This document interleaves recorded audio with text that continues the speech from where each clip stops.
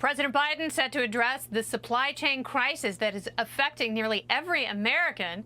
As we learn, we're paying 5.4% more for goods compared to last year. That is a 13-year high. The White House now warning American shoppers they won't be able to get key items like popular toys for Christmas due to the ongoing supply chain nightmares strangling retail stores, including toys like Tonka trucks and the popular LOL dolls stuck either in factories there or in container ships off the West Coast.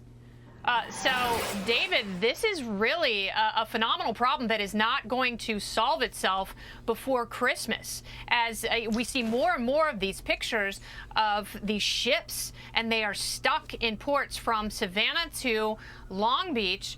What is the administration possibly going to do about this before the holidays? At a time when we should be bringing more supply chain home, ultimately you have the Biden administration enacting policies that are going to make it worse, including the $1 trillion in reconciliation that they want to continue to pump more government money into the system, only making inflation go higher so that we can, think about this. We're going to pass a reconciliation bill that we're going to have to borrow money from China that we don't have so that we can, what's in this bill, we can have more solar panel and climate troops. And who's the #1 beneficiary of the most important part of a solar panel? The manufacturers are in China. All of this is to the benefit of China. And again, this administration, all they want to do is put more government money, and we get more inflation, and we don't get dolls for our children for Christmas. Yes, and if there are two things that really affect the bottom line, especially for moms, because moms tend to control the pocketbooks.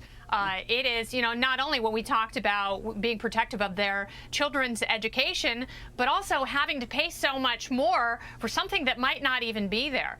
Now, Jenna, I want to read you a tweet from the president who said this. President Biden just last week tweeted, "I've never been more optimistic about this country than I am right now. We are going to pass both the bipartisan infrastructure deal and the Build Back Better agenda and start building this economy to beat the competition and deliver for working families." So, I think there are a lot of people who are paying a lot more money, Jenna, who don't want to hear this shellacked nonsense. They know their bills are going up with less to show for it. So why isn't this administration more honest about the dire economic situation that we've all found ourselves in? It has certainly been a challenge for most Americans, and I appreciate you raising this subject around import. And I think, as David mentioned, there's a number of conversations around this specific subject. One, about our overwhelming dependency on countries around the world and how important it is to build relationships in our foreign policy lanes that are sound and stable and that help us get product here easily. I will say, as the mom of a 6-year-old, I know that there are lots of different types of LOL dolls on her Christmas list this year. But she can just not get that under the Christmas tree.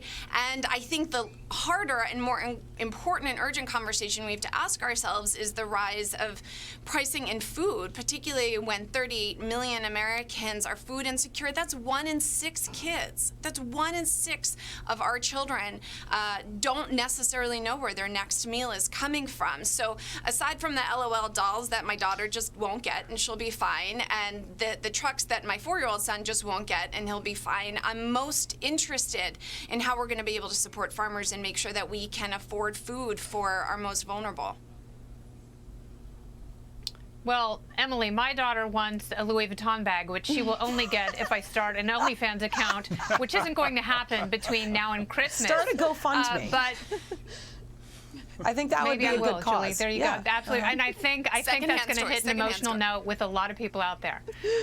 Yeah, the real. That's exactly what's going to happen. Yeah.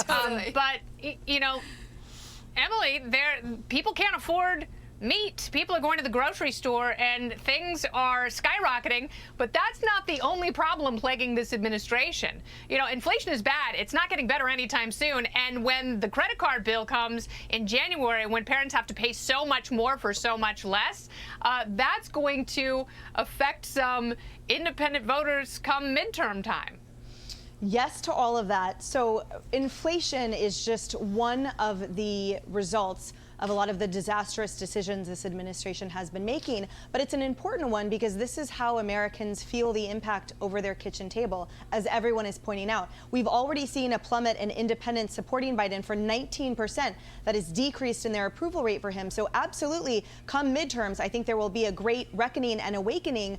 But to Jenna's point, which I absolutely agree with, and you pointed out, Kennedy, so the meat products have encompassed some of the highest inflation that we've seen. That's 50% increase. All grocery items up 5.3%.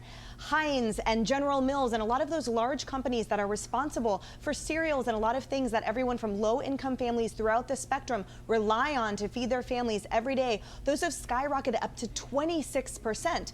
And remember, we talked about the trucking industry yesterday, right? How crucial freight is in the supply chain and why we are feeling it. It's not just in the fresh foods where we saw in the pandemic that these supply chains are so fragile. When you all of a sudden cut out retail, there's no direct to consumer pipeline, right? That's why everything skyrockets and so much food goes to waste.